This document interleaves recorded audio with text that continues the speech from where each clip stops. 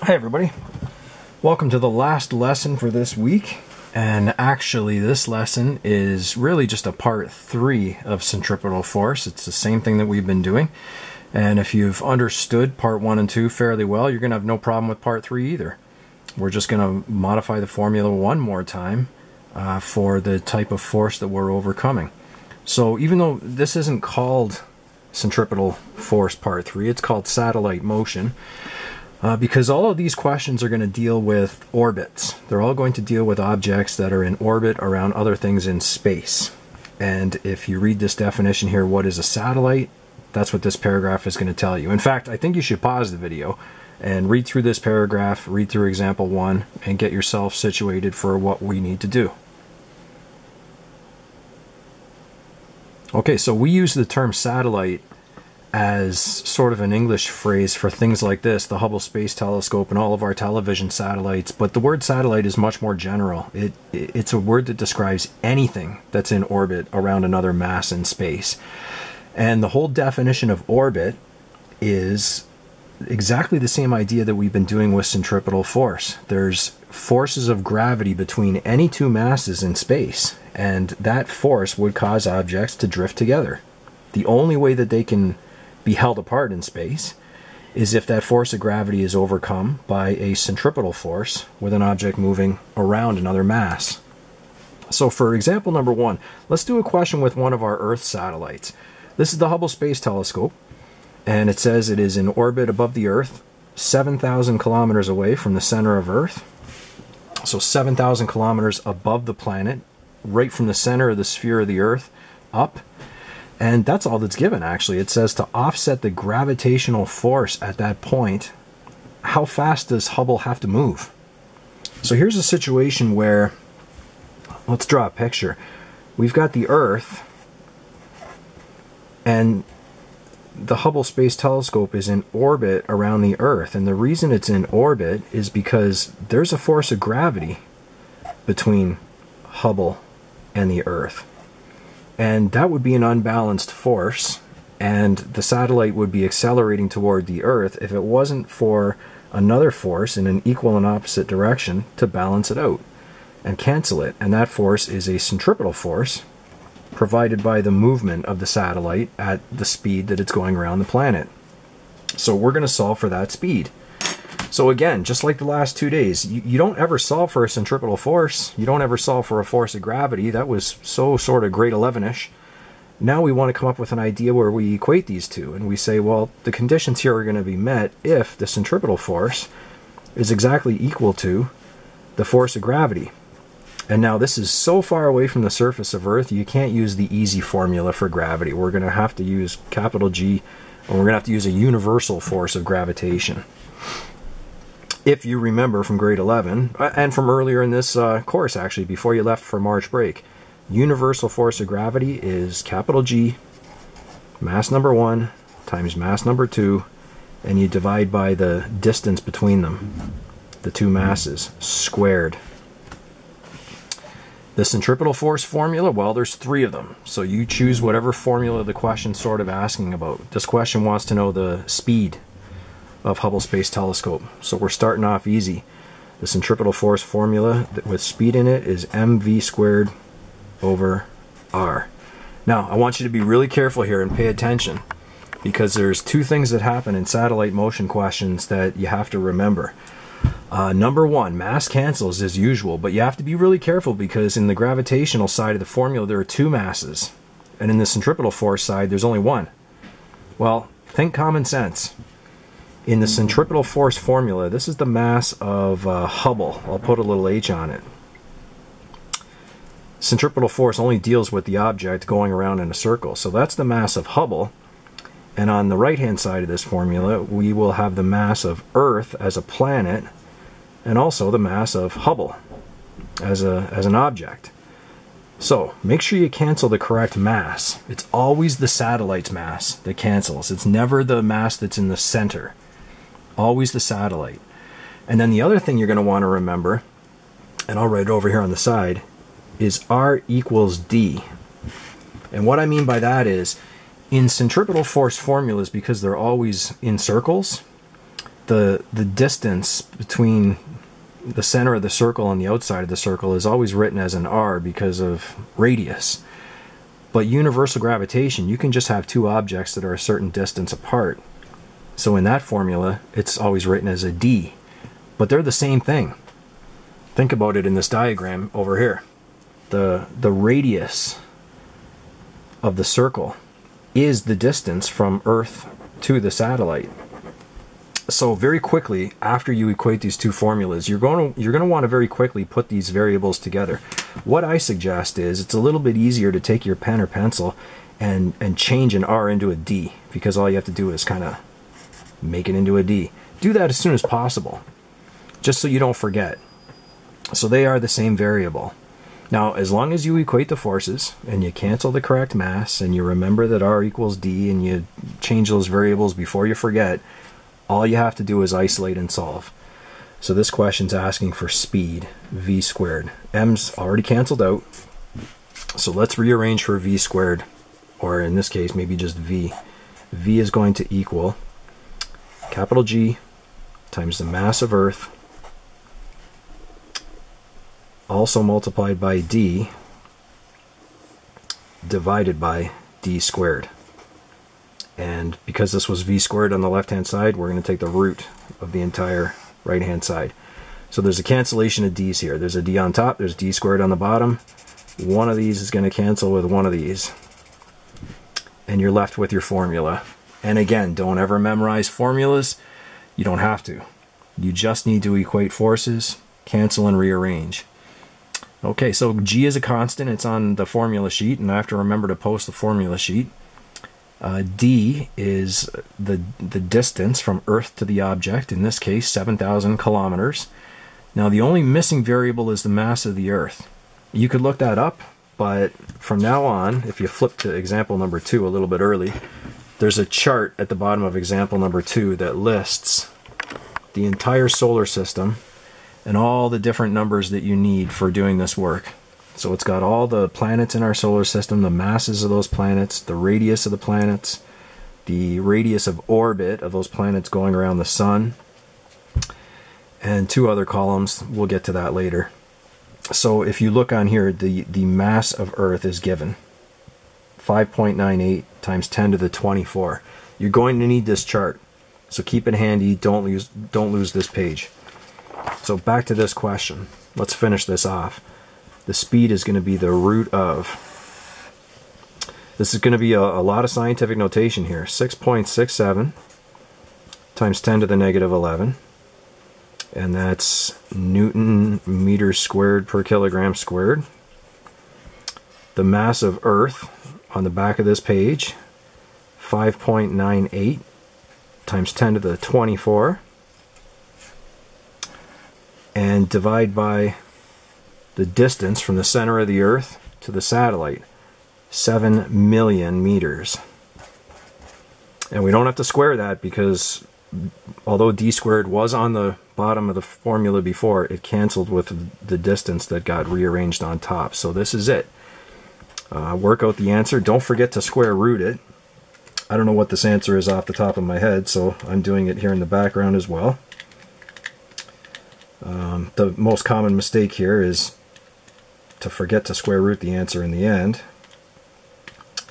So you get a final answer here of 7,548.6 meters per second. Which if you shift the decimal over 3 times just for comparison, that's 7.5 kilometers a second. Like, think of how fast that is.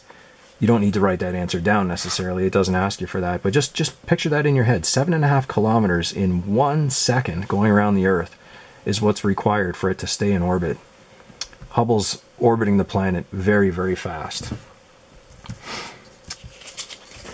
Now, you're going to get plenty of questions like this one on the back of the page. The question just says, calculate how long it takes the Earth to go around the sun once. And that's it.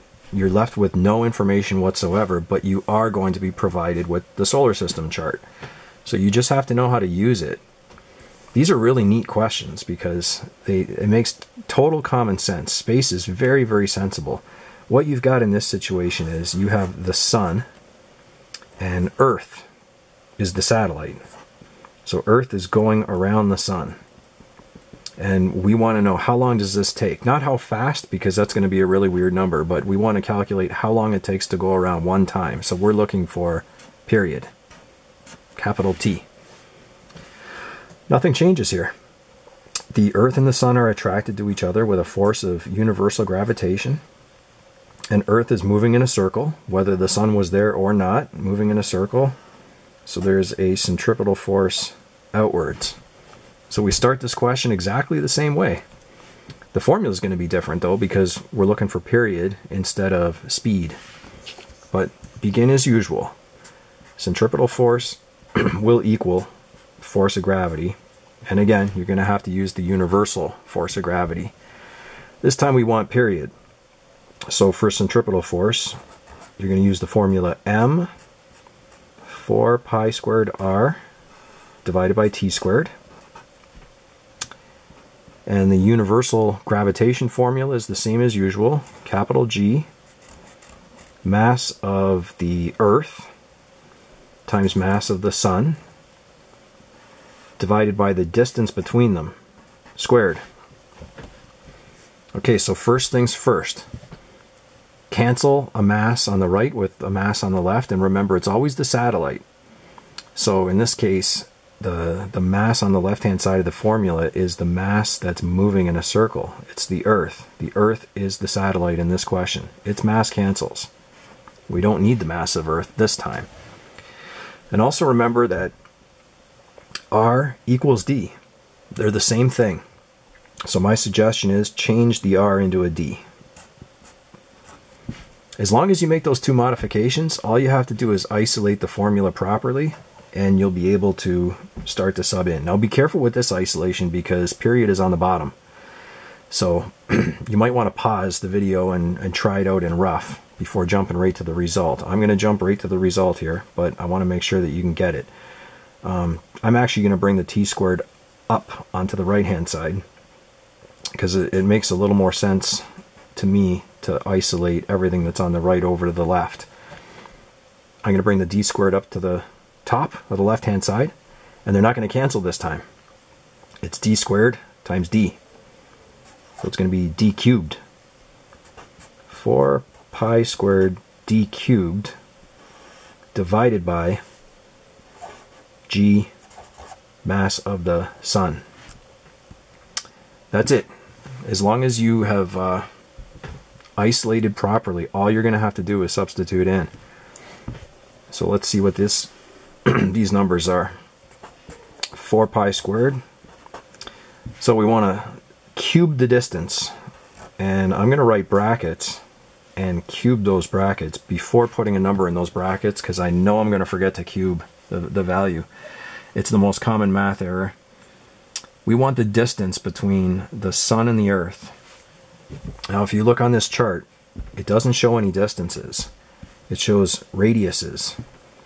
You don't want the radius of the object. That's the size of the sun or the size of the Earth. You want the radius of orbit. You want to know what's the distance that the Earth is orbiting around the sun. So look at the Earth, follow across to the mean radius of orbit, and it's right here. 1.49 times 10 to the 11. So you can see why I cubed those brackets, because when you write 1.49 times 10 to the 11 in here, it's already scientific notation. It's very easy to forget that you also have to cube that scientific notation. On the bottom, capital G, 6.67 times 10 to the negative 11. Actually, I'm going to skip units in this question just so you can concentrate on the numbers. Mass of the sun, also found on the chart. Look up the sun. It's in its own little section on the chart because the sun isn't orbiting anything in our solar system. The mass of the sun is here. 1.98 times 10 to the 30 kilograms. 1.98 times 10 to the 30. That's a big calculation. And I'll give you a little hint. To cube this number, check and see if your calculator has a button that looks like this. X to the power of 3. It's a really common scientific calculation to have to cube a number. It's so common in physics and engineering that you probably have a button on your calculator that cubes a value. And actually, if you don't have that button on your calculator, you should probably think about getting one that does. It makes it a lot faster. Alright, so this is a long calculation, and I want to make sure I do it right. I'm actually going to start with the distance, 1.49 to the exponent 11, and I do have a cubed button. So I'm going to cube that right away, get a value. I'm going to multiply that by pi squared, and now you really want to use the pi button instead of using 3.14. Multiply by 4, divide by 6.67 to the exponent negative 11,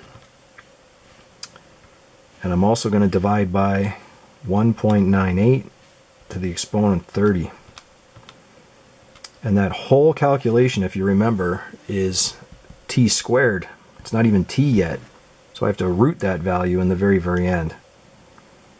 So my final answer then for t, let me fill a few other things on this page.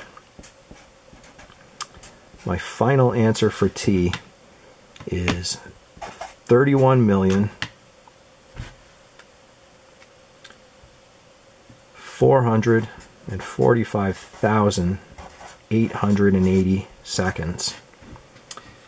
That's the end of the question, but I want to show you something. If you convert that into days, I'm going to divide by 60 to put it into minutes. I'm going to divide by 60 to put it into hours, and I'm going to divide by 24 to put it into days. That's 364 days. Although the question doesn't ask you to do this, that's what I want to leave you with. Space is so organized and so sensible. It's not a coincidence that one day, our calendar day, is 365 days long. The way our calendar is designed is a little bit confusing, but scientifically, it takes the Earth 364 days to go around the sun. It's fascinating. There's 4 homework questions. Each of them deals with satellite motion. And as a little hint, one of the questions is very much like example number 1, but they give you the altitude of the satellite. They don't give you the distance from the center of the Earth to the satellite, and that's what you always need. So when you do that question, I forget which question it is, you're going to have to use this value. You're going to have to look up the radius of Earth, right here. 6.38 times 10 to the 6, because you're going to have to use that radius plus the altitude of the satellite to get the distance that you're going to use in the question. I'll leave you with that, though. It's the end of the week, so you've got today to do the work, or tomorrow, or the weekend, if you want to treat it like a regular school week where you're going home with 4 questions for the weekend. I will post solutions. I'm not going to wait till Monday to post solutions, because I know some of you are going to want to do it early. But I will post solutions, and congratulations, because if you've done this work all week, you just completed a full week of school on your own, intrinsically motivated, and during this crisis that we're in, that's fantastic.